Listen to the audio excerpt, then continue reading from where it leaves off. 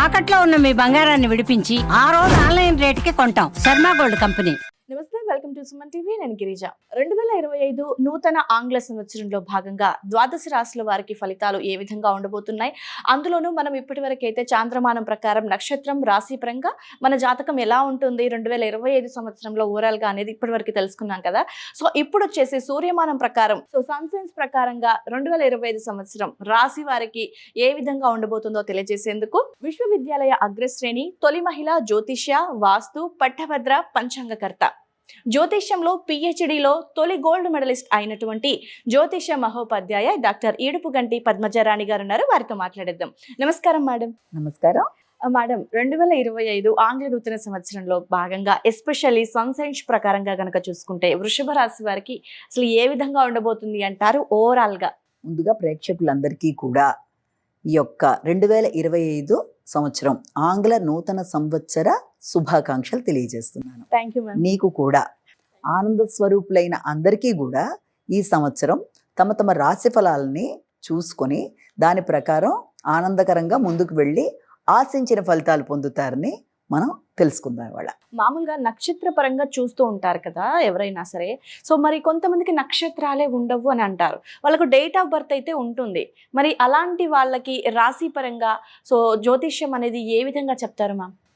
అంటే నువ్వు అన్నట్టుగా ప్రతి వాళ్ళకి కూడా అందరికీ నక్షత్రాలు ఉంటాయి కానీ తెలియదు అంతే. ప్రతి మనిషికి 27 నక్షత్రాల్లోనే ఏదో ఒకటి అవుతుంది, కానీ అది ఏదో కారణం రీత్యా పుట్టినప్పుడు వేయించుకోకపోవడం వల్ల లేకపోతే పెద్ద ఆసక్తి లేకపోవడం వల్ల దాన్ని ఇది చేస్తారు. కానీ అలాంటప్పుడు ఏంటంటే ఎక్కువగా సన్ సైన్స్ రీత్యా చూసుకుంటూ ఉంటారు. సన్ సైన్స్ అంటే ఏంటంటే ఆ నెలలో పుట్టిన వాళ్ళు, అంటే ఈ తారీఖు నుంచి ఈ తారీఖు దాకా, ఇప్పుడు ఏప్రిల్లో పుట్టారు వీళ్ళు, అలాగే మార్చి ఈ తారీఖు నుంచి ఈ తారీఖు దాకా వీళ్ళు ఏరిస్లోకి వస్తారు. అలా వరుసగా 12 రాసుల వాళ్ళకి కూడా తారీఖులు అంటే పుట్టినరోజు ప్రకారం వాళ్ళు ఏ రాశిలోకి వస్తారు సన్ సైన్స్ అంటారు దాన్ని, ఇంగ్లీష్లో జోడియాక్ సైన్స్ ప్రకారం తీసుకుంటే దాని ప్రకారం ఏంటంటే అందరికీ వాళ్ళ బర్త్డే అయితే దాదాపుగా తెలుస్తుంది కదా, నక్షత్రాలు అయితే డౌట్ ఉన్నా. కాబట్టి డేట్ ఆఫ్ బర్త్లు కనీసం తెలిస్తే డేట్ ఆఫ్ బర్త్లు కనీసం ఏ డేట్న పుట్టారో దాని ప్రకారం మనం చెప్పుకోబోయే రాశి ఫలితాలు ఆ నెలలో దేంట్లోకి వచ్చారో చూసుకొని మేషరాశి వృషభ రాశి అని అలా చూసుకుంటూ పెడతారు. అంటే నక్షత్రం మనకు తెలుస్తుందా మ్యామ్? సన్షైన్స్ పరంగా చూసుకుంటే మనకు అంటే రాశి తెలుస్తుంది, ఓకే. డేట్ పరంగా చూసినప్పుడు మనకు నక్షత్రం ఇది అనేది క్లారిటీగా తెలుస్తుంది అంటారా? మరి నక్షత్రం వేరు, రాశి ప్రకారం తెలుసుకోవడం వేరు. నువ్వు పుట్టిన తారీఖు బట్టి కరెక్ట్గా డేటు టైము ప్లేస్ ప్రకారం నువ్వు వేసుకుంటే దాని ప్రకారం నక్షత్రం వస్తుంది. అలాగే కొంతమంది అలా వేయించుకోకుండా వదిలేసిన వాళ్ళకి ఎలా ఉంటుందంటే, అయ్యో మాకు డేట్ ఆఫ్ బర్త్లో డేట్ అయితే తెలుసండి కానీ మాకు రాశి ఫలాలు తెలుసుకోవాలని ఉంది కానీ మాకు నక్షత్రం తెలియదు అన్నప్పుడు అప్పుడు ఏం చేస్తామంటే ఈ రూపంలో అంటే సన్ సైన్స్ ప్రకారం ఈ తారీఖు నుంచి ఈ తారీఖు మధ్య పుట్టిన వాళ్ళు మేషరాశి, ఈ తారీఖు నుంచి ఈ తారీఖు మధ్య పుట్టిన వాళ్ళు వృషభ రాశి అన్నప్పుడు దాంట్లో ఫలితాలు చూసుకుంటూ వాళ్ళు, అది కూడా దాదాపుగా వాళ్ళకి వీళ్ళకి పెద్ద తేడా అయితే ఉండదు. జనరల్గా ఇలా వెళ్ళే వాళ్ళు ఇలా కూడా పెడతారు. మనం చూసుకున్నట్లయితే ఇప్పుడు దీన్ని టారస్ అంటారు, దీని వృషభ రాశి. ఈ సన్ సైన్స్ ప్రకారం ఏంటంటే ఇది మనకి ఏప్రిల్ 20 నుంచి మే 20 మధ్య పుట్టిన వాళ్ళు దీంట్లోకి వస్తారు. అంటే ఆ తారీఖుల మధ్య పుట్టిన వాళ్ళకి ఇది మనం వృషభ రాశి.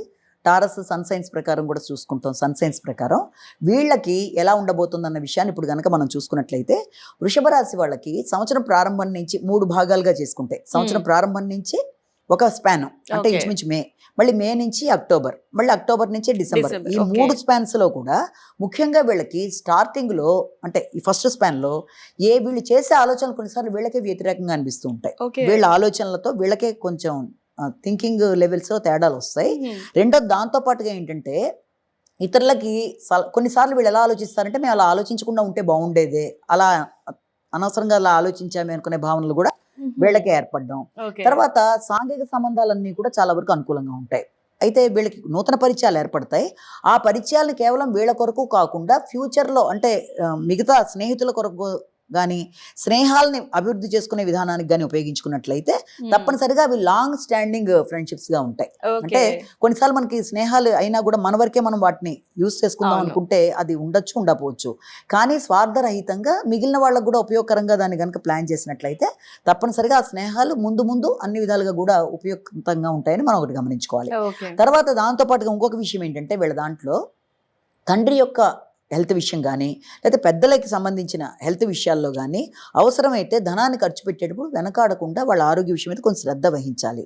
స్వార్థానికి లోనే పెట్టకపోతే తర్వాత కొంత మానసికంగా ఇబ్బంది పడాల్సిన పరిస్థితి Okay. ఏర్పడుతుంది కాబట్టి ఆ విషయంలో కేర్ తీసుకోవాలి. ఆ తర్వాత ఇంకొకటి ఏంటంటే ఆ తర్వాత మిడిల్ టైంలో ఎలా ఉంటుందంటే ఫస్ట్ స్పాన్ ఇది అయిపోయింది. సెకండ్ స్పాన్లో అంటే అప్ టు అక్టోబర్ దాకా ఉండే టైంలో మీకు మాటల వల్ల వీళ్ళకి కొంత అనుకూలంగా ఉన్నప్పటికీ కూడా మాటల వల్ల సమయస్ఫూర్తిగా మాట్లాడమని వీళ్ళు అనుకున్నా, చమత్కారంగా మాట్లాడడం అనుకున్నా కూడా అది ఇతరులకి కొంచెం ఏదో వాళ్ళని ఇబ్బంది పెట్టినట్టుగా ఫీల్ అయ్యే అవకాశాలు ఉన్నాయి. ఇతరుల అపార్థాలకి గురయ్యే అవకాశం ఉన్న రీత్యా మాట్లాడేటప్పుడు జాగ్రత్తలు తీసుకుంటూ ముందుకు వెళ్ళాలి. అంటే ఏం మాట్లాడితే అపార్థాలు వస్తాయని జాగ్రత్త పడడం ఒకటి. అలాగే దాంతోపాటుగా రుణాలు ఏదైనా మనం లోన్స్ లాంటివి ఏమైనా ఉంటే వాటి రిలేటెడ్గా ఏమైనా ఉంటే అవి తీర్చేసుకోవడానికి ప్రయత్నం చేయడం ఒకటి.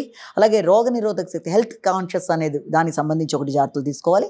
అలాగే ఆకస్మికమైన ఖర్చులు అనేవి ఏర్పడుతూ ఉంటాయి కాబట్టి ఖర్చుల విషయంలో ప్రీ ప్లాన్డ్గా జాగ్రత్తలు అనేవి చాలా అవసరం.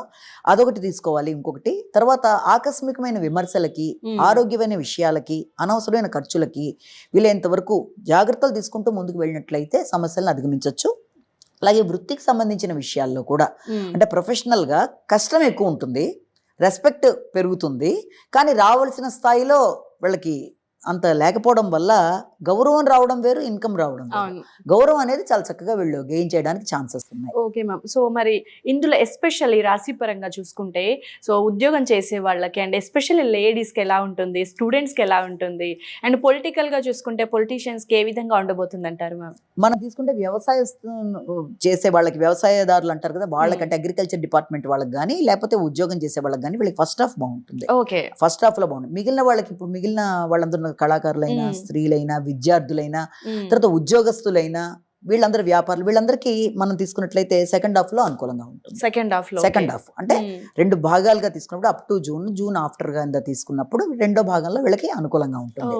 అలాగే దాంతో పాటుగా ఇంకొకటి ఏంటంటే థర్డ్ పార్ట్ లోకి వచ్చేటప్పటికి ఇప్పుడు మనం అప్ టు అక్టోబర్ నుంచి మళ్ళీ డిసెంబర్ దాకా పెడుతున్న టైంలో వీళ్ళకి ముఖ్యమైన విషయాల్లో అంటే మంచి సహకారం అనేది ఏర్పడుతుంది. వ్యక్తులు మంచి వాళ్ళు కనబడతారు. వాళ్ళ సహకారంతో వీళ్ళు ముందుకెళ్ళడానికి చేసే ప్రయత్నాలు బాగుంటాయి. కమ్యూనికేషన్ బాగుంటుంది.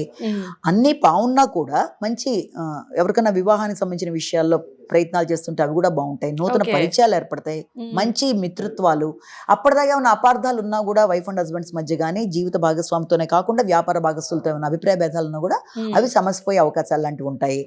అయితే దాంతో పాటుగా ముఖ్యంగా ఇక్కడ కూడా ఏంటంటే ఈ స్పాన్ లో కూడా వాళ్ళు ఎక్కడ జాగ్రత్తగా ఉండాలంటే తండ్రికి సంబంధించిన ఆరోగ్య విషయంలో కానీ లేకపోతే హయ్యర్ ఎడ్యుకేషన్ సంబంధించిన విషయాల్లో కానీ కొంచెం మిశ్రమ ఫలితాలు ఉంటాయి. కాబట్టి స్వార్థానికి లోన్ కాకుండా ఆలోచనలన్నీ కూడా కరెక్ట్గా ప్రణాళికా పరంగా తీసుకొని ముందుకు పెడుతున్నట్లయితే సమస్యలు లేకుండా ముందుకు వెళ్ళగలుగుతారు. Okay ma'am. అంటే మరి ఈ రాశి వాళ్ళందరికీ అంటే మిశ్రమ ఫలితాలు అంటున్నారు కాబట్టి సో మరింత వాళ్ళ సమస్యల నుంచి బయటపడడానికి ఎలాంటి ఆరాధన చేసుకుంటే దేవతారాధన అంటే వీళ్ళు ఏం చేయాలంటే శ్రీదత్త శరణమ్మ అనే శ్లోకాన్ని గనక మార్నింగ్ 5 to 6, సాయంత్రం 6 to 7 మధ్య చక్కగా సిన్సియర్గా చేసుకున్నట్లయితే దానివల్ల ఈ రకమైన ఈ ప్లానటరీ జూపిటర్ వల్ల ఏమైనా ప్రాబ్లమ్స్ ఉన్నా దాన్ని వాళ్ళు ఓవర్కమ్ చేయొచ్చు.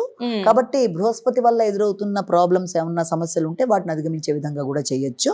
అంతేకాకుండా ఇప్పుడు వాళ్ళకి ఇంకా దీంతో పాటు ఇంకా ముఖ్యమైన విషయాలు ఏంటంటే అప్ టు మార్చి దాకా మళ్ళీ ప్రొఫెషన్కి సంబంధించిన విషయాలు, కెరీర్కి సంబంధించిన విషయాల్లో కూడా ఎక్కువ స్థాయిలో కష్టపడడం, దాంట్లో కూడా ఆశించిన స్థాయిలో గ్రోత్ అనే విషయంలో కొంత తక్కువగా ఉండడం అనేది జరుగుతుంది. దానివల్ల వాళ్ళు ఇబ్బంది పడుతున్నప్పటికీ కూడా ఆకస్మికమైన ఖర్చులు, అది ఇతరులు మనని మోసం చేసే విధంగా ఉండే అవకాశం ఉన్న రీత్యా ఏదన్నా ప్రాపర్టీస్ కొనేటప్పుడు స్థిరాస్తుల విషయంలో కానీ వాటన్నిటి విషయంలో కూడా వీలైనంత వరకు ఆత్మీయులను సంప్రదించి ముందుకెళ్ళినట్లయితే తొందరపాటు నిర్ణయాలు లేకుండా అదొకటి అనుకూలంగా ఉంటుంది. వాహనాలు నడిపే వాళ్ళు ఒకటి, ఇన్వెస్ట్మెంట్స్ చేసేవాళ్ళు ఒకటి, అలాగే సోషల్ రిలేషన్స్లో కొంత సోషల్ మీడియాలో రకరకాల స్నేహాలు, వీటన్నిటి విషయాల్లో జాగ్రత్తలు తీసుకుంటూ పెడితే అప్ టు మే దాకా, ఏప్రిల్ దాకా సమస్యలను అధిగమించగలుగుతారు.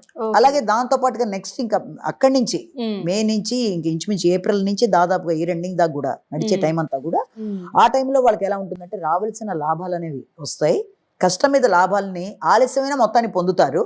ఆ వచ్చిన లాభాలతో పాటుగా వీళ్ళకి ఎలా ఉంటుందంటే కొంచెం బద్ధకం పెరుగుతుంది. పనులలో ఆలస్యాలు, ఆటంకాలు ఉంటాయి. వీళ్ళు ఏమనుకుంటారంటే మనకి బద్ధకం పెరిగితేదో నేను లగ్జరీస్గా ఉన్నాను, నేను పర్వాలేదులే, కానీ అది కాదు, దాన్ని అధిగమించాలి. ప్రాణాయామం, వ్యాయామాల ద్వారా వాటిని అధిగమించాలి ఖచ్చితంగా.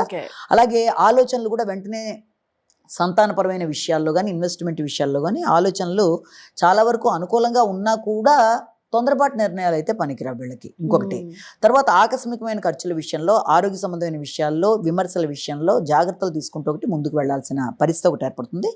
అంతేకాకుండా దూర ప్రదేశాల్లో ఉండే వ్యక్తుల సహకారం బాగుంటుంది. విదేశాల్లో ఉండే మిత్రులు ఉంటారు కొంతమందికి, వారి విదేశీ ప్రదేశాల నుంచి కూడా వృత్తికి సంబంధించిన విషయాల్లో ఆహ్వానాలు అందుకునే విధంగా వీళ్ళకి అవకాశం ఉంటుంది అప్ టు ఫస్ట్ హాఫ్ లో.